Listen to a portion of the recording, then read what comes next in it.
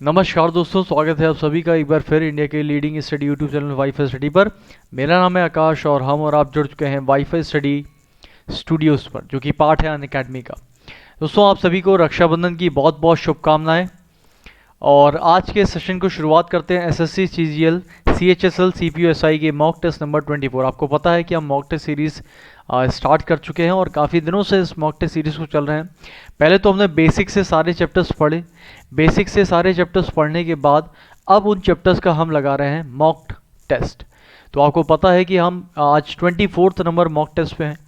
और 24 number mock test हमारे लिए इसलिए इम्पोर्टेंट है क्योंकि इससे पहले हम लोग अगर 23 मॉक टेस्ट लगा चुके हैं, तो इसका मतलब अगर 10 से 15 मॉक टेस्ट भी आप पकड़ के चलो तो लगभग 250 से 300 मॉक टेस्ट हम लोग ऑलरेडी नंबर ऑफ क्वेश्चन हम लगा चुके हैं। ठीक है, तो ये इसलिए इम्पोर्टेंट है आपके लिए दोस्तों। और यहाँ पर आपको किस तरीके से क्वेश्चंस करने होते हैं, कैसे एग्जाम में क्वेश्चंस आते हैं, ये सारी चीज़ें मैंने आपको मॉक टेस्ट के दौरान बताई हैं। आज का मॉक टेस्ट आप सभी के लिए बहुत स्पेशल है। स्पेशल इसलिए दोस्तों क्योंकि आज के इस मॉक टेस्ट में मैं आपको कुछ ऐसे क्वेश्चंस कराने वाला हूं जो कि हम कुछ अपनी स्पेशल क्लासेस में करते हैं। जी हाँ दोस्तों, मैं बात कर रहा हूं रीजनिंग मेला की। रीजनिंग मेला जो कि आपको पता है वीकेंड्स पे होता है। आप में से कई लोग शायद वो क्लास अभी तक अटेंड नहीं किए होंगे, या शायद हो सकता है काफ़ी लोग इस क्लासेस को लाइव नहीं देख पाते होंगे, बाद में देखे होंगे। तो जो भी स्टूडेंट्स इसको पहली बार देखेगा इस क्लास को, तो उसको पता चलेगा कि हम रीजनिंग मेला में एक कितना डिफरेंट कंटेंट और कितना ही एक up to the exam level का कंटेंट हम पढ़ते हैं, और काफ़ी इंटरेस्टिंग होता है वो सेशंस। तो आज के इस सेशन में मैंने कुछ क्वेश्चंस अपने उस सेशन से भी उठाए हैं जो कि है रीजनिंग मेला, क्योंकि आज मैं आपको ये भी बताना चाहता हूँ कि वो सेशन रीजनिंग मेला आपके लिए कितना इंपॉर्टेंट है। ठीक है, चलिए स्टार्ट करते हैं दोस्तों। कुछ इंपॉर्टेंट चुनिंदा और एग्जामिनेशन लेवल वाले क्वेश्चंस आज मैंने उठाए हैं। चलिए स्टार्ट करते हैं, देखते हैं कौन कौन से वो क्वेश्चंस हैं, और ये भी देखना है कि आप लोगों को कितना इसको याद है या कितना नहीं। और दूसरी बात दोस्तों कि ये जो सेशन है आज का, आज आपको पता है कि रक्षाबंधन है, सभी लोग आज बिजी हैं, बट फिर भी हम आपके लिए क्लास ले रहे हैं। बट थोड़ा सा है कि हमने अपने आप को थोड़ा सा फ्री किया है। ये एक प्रीमियर सेशन है, और प्रीमियर सेशन में आप मुझे सुन सकते हैं, आप कमेंट्स कर सकते हैं, आंसर्स दे सकते हैं। हाँ, लेकिन आपके जो चैट है, आपके जो कमेंट्स है, वो मैं लाइव तो नहीं, लेकिन मैं बाद में ज़रूर देखूंगा कि आप लोगों ने क्या आंसर्स किए, क्या बोला, क्या कहा, वो सारी चीज़ें मैं बाद में ज़रूर देखूंगा। ठीक है, चलिए। तो सबसे पहले दोस्तों, ये है मेरा टेलीग्राम चैनल। अगर आप लोगों ने अभी तक इस टेलीग्राम चैनल को ज्वाइन नहीं किया तो जल्दी से इसको ज्वाइन कर दीजिए, क्योंकि यहाँ पर आपको पीडीएफ्स, लिंक्स और डेली क्लासेस के जो भी क्वेश्चंस के डाउट होते हैं उसको हम सॉल्व करते हैं। दोस्तों, ये है मेरा अनअकैडमी पर मेरा एजुकेटर पेज। एसएससी कैटेगरी के अंदर आप इसको मुझे फॉलो कर सकते हैं अंडर द एसएससी कैटेगरी। चतुर10 का कोड याद रखिएगा दोस्तों, क्योंकि चतुर10 कोड यूज़ करके आप अनअकैडमी पर कोई भी सब्सक्रिप्शन, आइदर वो railways, SSC, bank, UGC NET, NEET या आईआईटी जेईई, कोई भी आप सब्सक्रिप्शन ले सकते हैं। आरपीएससी, किसी के भी सब्सक्रिप्शन पर लेकर आप सिर्फ उसको चतुर10 कोड यूज़ करते हैं तो आपको 10% का इंस्टेंट डिस्काउंट वहाँ पर मिल जाता है। दोस्तों, इसके बारे में आपको पता ही है, ये है हमारा मेगा क्विज टॉपर्स फाइट, और ये आज होना है 5 बजे। पहले से बता दूं मैं आपको, ऐसा नहीं कि वो भी प्रीमियर होगा, वो लाइव होगा। और आज 5 बजे मेगा क्विज बिल्कुल होगा, टॉपर्स फाइट। और टाइमिंग इसका आपको पता ही है। और इसका लिंक कहाँ मिलेगा आपको? टेलीग्राम चैनल पर। तो भैया इस टेलीग्राम चैनल पर आपको लिंक मिलने वाला है दोस्तों। सो प्लीज़ टेलीग्राम चैनल को ज्वाइन करिए, जिससे आपको इस टॉपर्स फाइट मेगा क्विज का जो इंपॉर्टेंस है वो समझ में आए। यहाँ पर 200 से 300, 400, लगभग 500 भी कभी स्टूडेंट्स आते हैं जो कि अपने अपने जो भी उनकी नॉलेज है उसको शेयर करके अपनी अपनी रैंक लेकर आते हैं। 300-400 लोगों में उनकी काफ़ी अच्छी रैंक आती है। जो आज 2 महीने 2.5 महीने पहले स्टार्ट करे थे, आज उन लोगों की रैंक आप देखिए बहुत अच्छी हो गई है। और बाकी अगर मैं बोलूँ दोस्तों, तो इसमें हम लोग लगभग 1500 से ऊपर क्वेश्चंस ऑलरेडी कंप्लीट कर चुके हैं। ठीक है, और ये मेरा शेड्यूल है, आपको पता है 12 बजे डेली एसएससी सीएचएसएल की क्लास जो कि अभी हो रही है। बैंक की क्लास 1 PM, उसके बाद रेलवे ग्रुप डी, और उसके बाद आपका शाम को 5 बजे तो होता ही। और रात में 10 बजे दोस्तों क्या होता है? रात में 10 बजे होता है मेरा अनअकैडमी पर प्लस कोर्स। जी हाँ दोस्तों, अगर आप लोग रीजनिंग बेसिक से पढ़ना चाहते हैं तो अनअकैडमी पर मेरा कंप्लीट बेसिक रीजनिंग बैच शुरू हो चुका है। 3 क्लासेस हो गई हैं उसकी, और आज होनी है उसकी चौथी क्लास। तो क्लॉक का चैप्टर आज स्टार्ट कर दिया है मैंने, आप चाहें तो आज पढ़ सकते हैं उसको। आपको उसके लिए अनअकैडमी का सब्सक्रिप्शन लेना होता है, जिसके थ्रू आपको रीजनिंग, मैथ, इंग्लिश, जीए और जीएस ये सारी की सारी क्लासेस आपको मिल जाती हैं। कैसे करना है, क्या करना है, नीचे दिए गए टेलीग्राम चैनल पर एक बार मुझे मैसेज करिए, मैं आपको बताता हूँ किस तरीके से अनअकैडमी प्लस ज्वाइन किया जाता है। चलिए दोस्तों, ये वन ऑफ द बहुत ही फेवरेट क्वेश्चन था आपका, और मैं चाहता हूँ कि आप इस क्वेश्चन का फटाफट से आंसर दीजिए, क्योंकि इस क्वेश्चन में एक खास ट्रिक लगी हुई है। देखिए दोस्तों, कभी भी एक ट्रायंगल के उसके बेस पर जब हम एक लाइन गिराते हैं किसी पॉइंट से, मतलब ये बेस होता है, ये जो नीचे बना हुआ है ये बेस है, और किसी भी एक पॉइंट से जब हम लाइन गिराते हैं तो इस लाइन ने इस बड़े वाले ट्रायंगल को कितने पार्ट में डिवाइड किया? आप कहेंगे एक पार्ट और दो पार्ट। तो हम क्या कर देते हैं, एक और दो को जोड़ देते हैं और आंसर कितना आ जाता है? 3। क्लियर है? इतना तो सबको पता है। अगर मैं आपसे बोलूं कि मैंने भाई लाइन गिराई और अब यहाँ पर लाइन मैंने 2 गिराई, तो क्या करते हैं, यहाँ पर 1 लिखते हैं, यहाँ 2 लिखते हैं, यहाँ 3 लिखते हैं, 3 पार्ट्स मिलते हैं क्योंकि, और तीनों ही नंबर को अगर हम जोड़ देंगे तो इस पूरे फिगर में टोटल हमें ट्राइंगल कितने मिले? 6 मिले। 3, 2, 5 और 1 6। आप गिन कर देख लीजिए, इसके अंदर 6 होंगे, इसके अंदर 3 होंगे, ये प्रूव्ड है। लेकिन वहीं दोस्तों, अगर मैं कुछ इस तरीके से फिगर बनाता हूं जहां पर एक लाइन गिरी हुई है, एक बार फिर से बना देता हूं इस फिगर को।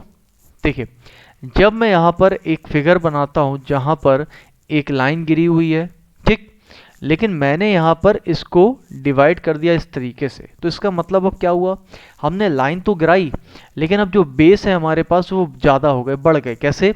ये है बेस नंबर 1, ये है आपका बेस नंबर 2 और ये बनेगा आपका बेस नंबर 3, क्योंकि अब यहाँ पर 3 बेस हो गए। तो ये जो ट्रिक मैंने आपको लगाई थी, ये ट्रिक आपको अब सभी इस पूरे के सारे बेस में लगानी पड़ेगी। कैसे? यहाँ पर 1 और एक 2, यहाँ पर 1 और एक 2, यहाँ पर 1 और एक 2, यानी कि अलग अलग ट्राइंगल के लिए अलग अलग हमने हिंट लगाई, यानी वो ट्रिक लगाई। ये कितने हो गए? 3, ये कितने हो गए? 3, और ये कितने हो गए? 3। 3 3 6 प्लस 3 9। क्लियर हो गया? यानी कि इस पूरे के पूरे फिगर में आपके पास कितने टोटल ट्राइंगल है? 9 ट्राइंगल्स है। अब यही ट्रिक हमें कहीं ना कहीं इस फिगर में लगानी है, जो कि आपको सामने दिख रहा है। सबसे पहले ये बताइए कितने बेस है? तो आप कहेंगे सर एक तो हमें बेस ये दिख रहा है, बेस नंबर 1, एक बेस हमें मिलेगा ये वाला जो कि होगा आपका बेस नंबर 2, एक बेस मिलेगा हमें ये वाला जो कि होगा हमारा बेस नंबर 3, और एक बेस मिलेगा दोस्तों ये वाला जो कि होगा हमारा बेस नंबर 4। 4 बेसेस हैं तो 4 अलग अलग तरीके से ट्रिक लगेंगी। कैसे? देखिए, 1 2 3 4 और 5। तो भाई लाइन जो गिरी है उसने बड़े वाले जो आपको पार्ट दिख रहे हैं 5, तो सभी को क्या कर देंगे? जोड़ देंगे, यानी कि 1 + 2 + 3 + 4 + 5। ठीक है, करेक्ट आंसर क्या हो जाएगा? 15। 15 इज द करेक्ट, यानी कि इस बड़े वाले से कितने मिले? 15 मिले। लेकिन अगर मैं इस बेस की बात करूं तो भाई इस बेस पर भी तो लाइन आ रही है, 1 2 और 3, कितने मिलेंगे? 3 2 5 और 1 6। अगर मैं इस बेस की बात करूं तो 1 2 3, यहां से भी कितने मिले आपको? 6 मिलेंगे। और इस बेस की बात करूं तो 1 2 और 3, यहां से भी कितने मिलेंगे? 6 मिलेंगे। अब सभी को जोड़ दीजिए, 15 तो ऑलरेडी मिल गए थे, 6 मिले यहां से, 6 मिले यहां से, 6 मिले यहां से, कितने हो गए? 6 + 6 + 6 दैट इज 18। और 18 में अगर मैं 15 और जोड़ दूं जो कि पहले मिले, तो कितने हो गए दोस्तों? ये हो जाएंगे आपके 33। तो करेक्ट आंसर क्या हो जाएगा इसका? 33, ऑप्शन नंबर बी। क्लियर हो गया? तो इस ट्राइंगल में हमें 33 ट्राइंगल मिले। अगला क्वेश्चन दोस्तों, ये भी एक बहुत ही अच्छा और इंटरेस्टिंग सा क्वेश्चन है उस रीजनिंग मेले का जो कि मैंने दिया है, और ये कई बार एग्जाम में पूछा गया है कि एक पूरे दिन में घड़ी की दोनों सुइयां एक सीधी रेखा में कितनी बार होती हैं। देखिए, सबसे पहली बात तो ये समझो कि एक सीधी रेखा होती क्या है। दोस्तों, यहाँ पर सीधी रेखा का मतलब होता है स्ट्रेट लाइन, और स्ट्रेट लाइन का मतलब होता है जब घड़ी आपस में एक दूसरे के ऊपर ओवरलैप करती है, यानी कि मिल जाती हैं आपस में, यानी कि उनके बीच का एंगल कितना? 0 बनता है, तो वो दोनों एक सीधी रेखा में, तो है दोनों एक ही सीधी लाइन में है। और जब घड़ी की दोनों सुइयां एक दूसरे से विपरीत दिशा में होती है, यानी कि 180 डिग्री होती है, ये तो 0 डिग्री था, जब 180 डिग्री होती है तब भी क्या होता है? एक सीधी लाइन में ही होती हैं। ये बात क्लियर हुई। इसका मतलब अगर मैं आपसे पूछता हूं कि एक दिन में कितनी बार सीधी रेखा होता है, तो जितनी बार तो साथ में आती हैं वो, प्लस जितनी बार विपरीत आती हैं वो, दोनों जोड़कर क्या मिल जाएगा हमें, सीधी रेखा। अब इस बात को याद रखिएगा दोस्तों कि हर एक घंटे में, अगर मैं हर एक घंटे की बात करूं तो हर एक घंटे में घड़ी की दोनों सुइयां एक बार तो साथ में ज़रूर आती है। अभी मैं साथ में आने की बात कर रहा हूं, एक बार तो जरूर साथ में आती है। हर एक घंटे में एक 0 डिग्री ज़रूर बनता है। लेकिन दोस्तों 12 घंटे में ये बनता है सिर्फ और सिर्फ 11 बार, एक बार कम हो जाता है। ठीक है, ये सब चीज़ें मैंने बेसिक में बताई हुई हैं। अगर आपको पढ़ना है तो बेसिक से क्लॉक स्टार्ट किया रात 10 बजे अनअकैडमी पर, आप उसको ज्वाइन करिए।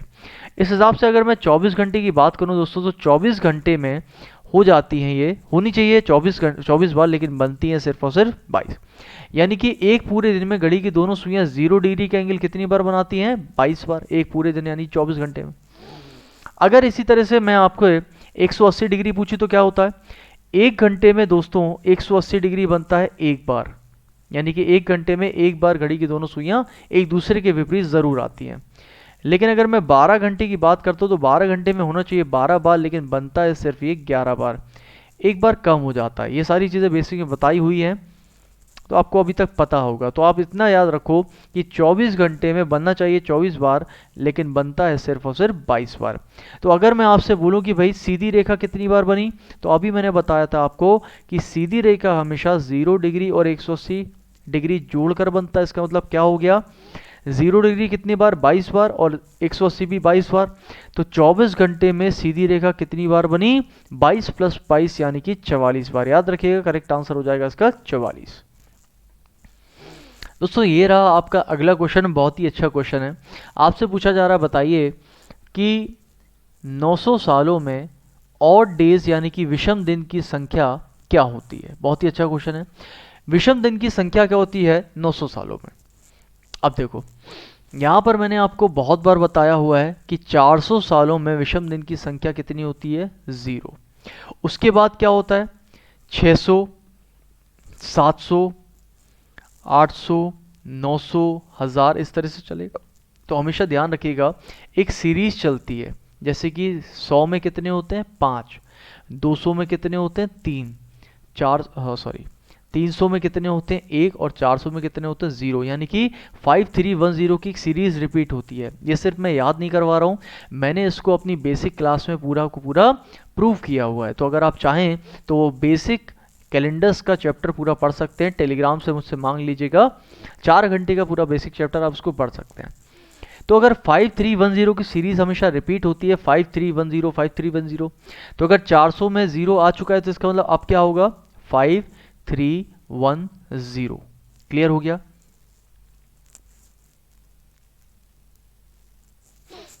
छः सौ, 700, 400, 500 रह गया था, वही मुझे सोचा ये 0 900 पे क्यों आ रहा है। एक यहाँ पर 500 मिस हो गया था, उस 500 को अपन लोग फटाफट से लिख देते हैं और वापस से इसको करेक्ट करते हैं। ठीक है, देखिए तो यहाँ पर अगर देखें दोस्तों, 400 में 0 होता है, ठीक है, लीप सेंचुरी में हमेशा 0 होता है। उसके बाद 500 आया, फिर आया 600, फिर 700, फिर 800 और फिर 900। चलिए देखते हैं, अगर 400 में 0 हो चुका है तो हमारी सीरीज क्या रिपीट करती है, 5310, फिर क्या आएगा 5310, और फिर क्या आएगा 5310। तो 900 में अगर देखा है तो कितने ऑड डेज हो जाएंगे, 5। तो करेक्ट आंसर क्या हो जाएगा इसका, 5। अगले क्वेश्चन पर चलते हैं दोस्तों। आपसे पूछा गया है कौन सा नंबर अपोजिट होगा 2 के। आप सोच रहे होंगे कौन से 2 के, तो दोस्तों ये है वो पासा जिसके अपोजिट में आपको नंबर पता करने हैं। देखिए तो 2 के विपरीत कौन सा नंबर होगा। इस क्वेश्चन को करने के लिए आपको सच बताऊं तो पेन पेपर की जरूरत नहीं है, आप इसको दिमाग में कर सकते हैं। कैसे, देखिए ध्यान से, मैंने आपको एक ट्रिक बताई हुई है, वो ये है कि अगर किसी भी 2 पासे में कोई एक नंबर कॉमन दिख जाए आपको, तो यहां पर क्या नंबर कॉमन दिख रहा है, 4। अगर वो कॉमन वाला नंबर एक ही सतह पर है दोनों पासे में, तो ध्यान रखिएगा ये 3 हमेशा 1 के विपरीत होगा और ये 5 हमेशा 2 के विपरीत होगा। फिर से बोल रहा हूं, अगर कोई एक नंबर कॉमन दिख जाता है 2 पासों में, ठीक है, तो अगर वो एक ही सतह पर है, कॉमन वाला नंबर, तो सामने वाला हमेशा सामने के विपरीत होगा और राइट वाला हमेशा राइट के विपरीत होगा। यानी 3 का विपरीत 2 होगा और 5 का विपरीत हमेशा 3 का विपरीत हमेशा 1 होगा और 5 का विपरीत हमेशा 2। यानी कि 3 का विपरीत क्या हो गया 1, 5 का विपरीत क्या हो गया 2, तो बचा क्या 4 और बचा 6, तो ये सब आपस में अपोजिट हो गए। आपसे पूछा गया था 2 के विपरीत कौन होगा, तो आंसर क्या आ जाएगा हमारा 5। तो correct answer will be option number C यानी कि 5। अगला क्वेश्चन देखिए, ये कह रहे हैं कि अगर इंग्लिश अल्फाबेटिकल डिक्शनरी में ए का मतलब ए है, तो वो कह रहे हैं कि अगर ए का मतलब ए है लेकिन यहाँ पर बी का मतलब डी है, तो मतलब क्या हुआ, ए की वैल्यू 1 होती है तो 1 की वैल्यू 1 ही रखी, बट बी की वैल्यू 2 होती है और वो कह रहे हैं कि अगर ये 4 हो जाए मतलब कि डबल हो जाए, ये तो कह रहे हैं।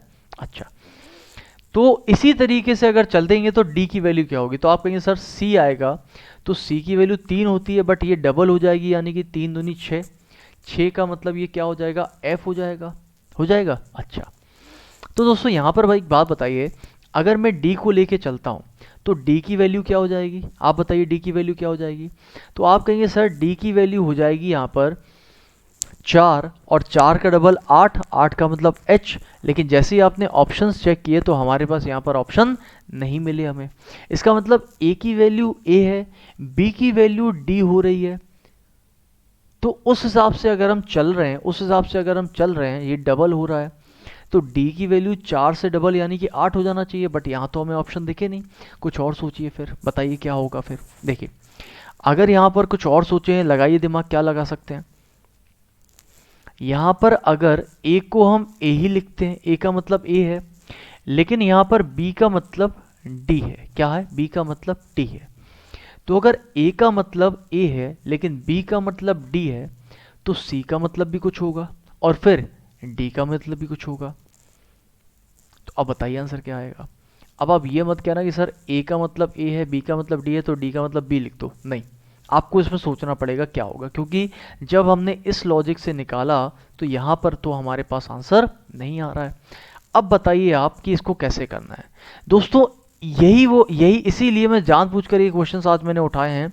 मैं चाहता हूं कि आप लोग इस तरह के क्वेश्चंस को सॉल्व करें, क्योंकि यही क्वेश्चन, इस तरीके के क्वेश्चन मैं बनाता हूं रीजनिंग मेले के लिए। ये रीजनिंग मेले का क्वेश्चन है, आप लोगों ने वहाँ भी गलती करी थी, कुछ लोगों ने बता दिया था, और बहुत ही सिंपल सा लॉजिक है इसका, कोई ऐसा नहीं कि बहुत ज़्यादा हो। देखो यहाँ पर ये 15 है, ये 16 है, ये आपका 12 है और ये आपका 14 है। क्लियर है। अच्छा, अब थोड़ा सा दूसरा दिमाग लगाइए। देखिए यहाँ पर कह रहा है कि अगर A का मतलब A है और B का मतलब D, तो आप ये सोचो एक सिंपल सी बात कि A की वैल्यू 1 है और A की वैल्यू 1 ही रखी है।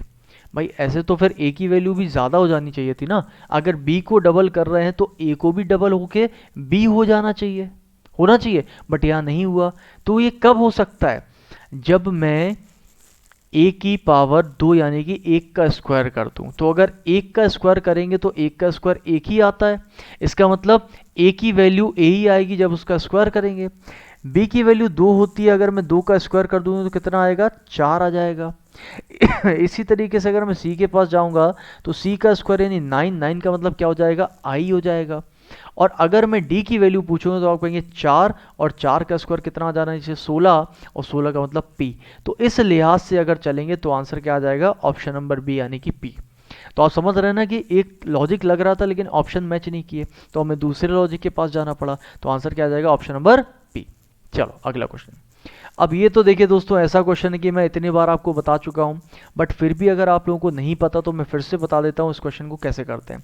आपको बताना है कितने आपको ट्राइंगल दिख रहे हैं। कभी भी ऐसा क्वेश्चन दिखता है जहां पर, कैसे पहचानना है इस क्वेश्चन को, कभी भी यहां पर ऐसा क्वेश्चन मिले जहां पर इस तरीके से लाइन जा रही है एक कोने से और इस तरीके से लाइन जा रही है दूसरे कोने पर, तो क्या करना है, सबसे बीच वाले बेस से शुरू करना है, और क्या करना है, यहां से स्टार्ट करो, 1 इस पे आओ, 2 इस पे आओ, 3 फिर इस वाले पे आओ, 1 के बाद क्या आता है, 2, तो 2 3 4, जो कोने हैं ना जो क्रॉस हो रहे हैं उससे आपको लिखना है। अगले पे आओ, 2 से आगे बढ़ो, क्या मिलेगा, 3, 3 के बाद 4, 4 के बाद 5, और क्या कर देना है, जितने भी नंबर दिख रहे हैं सबको जोड़ दीजिए। 1 + 2 + 3, उसके बाद क्या मिला 2 + 3 + 4, उसके बाद क्या मिला आपको 3 + 4 + 5, सबको जोड़ दीजिए 3 2 5 और 1 6, 3 2 5 4 9 और 5 4 9 3 12, सबको जोड़ दीजिए 6 3 15 15 15 बस 27। करेक्ट आंसर क्या आ जाएगा 27 20, खत्म, आपको ज़्यादा कुछ करना ही नहीं है। अगला क्वेश्चन देखिए, अब ये तो बहुत ही आसान सा क्वेश्चन है। कितने त्रिभुज दिख रहे हैं आपके आंसर देखिए, 3 त्रिभुज तो हमें ऐसे दिख रहे हैं, कौन सा, एक तो ये वाला, फिर एक बनाया मैंने ये वाला, और फिर एक बनाया मैंने ये वाला, ऐसे तो बना हुआ है, तो 3 तो आपको ऐसे ही मिल गए। लेकिन दोस्तों एक और देखिए यहाँ पर ध्यान से, 3 के बाद एक मिलेगा आपको ये वाला जो कि हमने अभी तक काउंट नहीं किया, एक, और उसके बाद एक मिलेगा आपको ये वाला जो कि हमने काउंट नहीं किया। कितने हो गए, 3 और 2 5, और एक दोस्तों ये छोटा वाला जो कि मैंने पूरा का पूरा कलर्ड कर दिया है, ये वाला ट्राइंगल भी अभी तक हमने नहीं काउंट किया। तो कितने हो जाएंगे 3 3 + 6, तो 6 इज द करेक्ट आंसर। इस तरह के छोटे छोटे से क्वेश्चन और मजेदार क्वेश्चन आपको मिलते हैं वहां पर। इस क्वेश्चन का आंसर बताइए। कंप्यूटर हार्डवेयर, मॉनिटर, कीबोर्ड और ऑपरेटिंग सिस्टम। देखिए कंप्यूटर हार्डवेयर आपको पता है क्या क्या होता है, कंप्यूटर हार्डवेयर मॉनिटर भी होता है, कीबोर्ड भी होता है, लेकिन ऑपरेटिंग सिस्टम एक सॉफ्टवेयर होता है। तो आप कहेंगे सर कंप्यूटर हार्डवेयर के अंदर मॉनिटर भी आएगा, कीबोर्ड भी आएगा, लेकिन दोनों अलग रहेंगे, और एक हिस्सा बाहर चलाएगा जो कि सॉफ्टवेयर का होगा, जो कि ऑप्शन नंबर ए में आपको दिख रहा है। क्लियर हो गया। अगला क्वेश्चन देखिए, यहां पर मैंने आपसे पूछा कि भाई 1872 जो साल है उसमें कितने विषम दिन होंगे। तो सबसे पहली बात तो देखिए, विषम दिन पता करने के लिए 2 टाइप के ईयर होते हैं, एक होता है नॉर्मल ईयर, एक होता है लीप ईयर। नॉर्मल ईयर में 1 विषम दिन होता है और लीप ईयर में 2 विषम दिन होते हैं, ये आपको पता है। तो पहले तो ये पता करो कि भाई 1872 नॉर्मल है कि लीप है, तो क्या करेंगे इसको 4 से डिवाइड, अगर ये 4 से डिवाइड हो जाता है तो ये नॉर्मल है, सॉरी ये लीप ईयर है, और नहीं होता है तो ये नॉर्मल है। करिए इसको 4 से डिवाइड, 4 से जब आप इसको डिवाइड करेंगे तो 100% ये डिवाइड हो रहा है, और अगर ये डिवाइड हो रहा है तो ये लीप ईयर है, और लीप ईयर में विषम दिनों की संख्या कितनी होती है, 2 होती है। तो करेक्ट आंसर क्या हो जाएगा, ऑप्शन नंबर बी यानी कि 2। क्लियर हो गया। चलो अब ये क्वेश्चन भी मैंने बहुत बार कराया हुआ है, ये एग्जाम में आता है, ध्यान से देखिए। आपको शब्दकोश के अनुसार इन सभी शब्दों को अरेंज करना है। तो कैसे करते, देखिए 1 2 3 4, 4 शब्द हैं, सबके पहले पहले अक्षर लिख लीजिए। आपने बोला सब में तो टी आ रहा है तो हम पहचान नहीं पाएंगे कौन सा पहले आएगा, तो अगला लिखिए। अगला लिखा तो आर आर आर आर, फिर अगला लिखिए क्योंकि अभी भी हम नहीं पहचान पाए, यहाँ भी ए एन, यहाँ भी ए एन, यहाँ भी ए एन और यहाँ भी ए एन, तो अभी तक तो सब बराबर चल। अब लिखिए अगला S S, sorry S S S S, यहां तक भी सब ठीक था। अब अगला लिखिए, फिर ऐसे करते जाना आपको। एल लिखा, यहां पर पी लिखा, यहां पर पी लिखा और यहां पर आई लिखा। तो आप कहेंगे सर सबसे पहले तो आई आएगा एल पी पी में, तो अगर आई आएगा नहीं 4 वाला पहले आएगा, 4 अगर पहले आएगा तो ये गलत और ये गलत, अब आंसर यही होगा। अब देखिए 4 के बाद यहाँ भी 1 है और यहाँ भी 1 है, तो 1 वाला चेक मत करो, आप क्या करो 2 और 3 में से देखिए पहले कौन आएगा। देखिए यहाँ पर 2 और 3 में से देखिए पहले कौन सा आएगा, तो 2 और 3 में देखिए दोनों में, देखिए 2 में और 3 में दोनों में पी और पी आ रहा है, तो पी से अगला लिखो। यहाँ पर ए है और यहाँ पर ओ है, तो ऑब्वियसली बात है 2 पहले आएगा, 4 2 और 3 और फिर 1 आ जाएगा। तो करेक्ट आंसर दोस्तों क्या हो जाएगा यहाँ पे,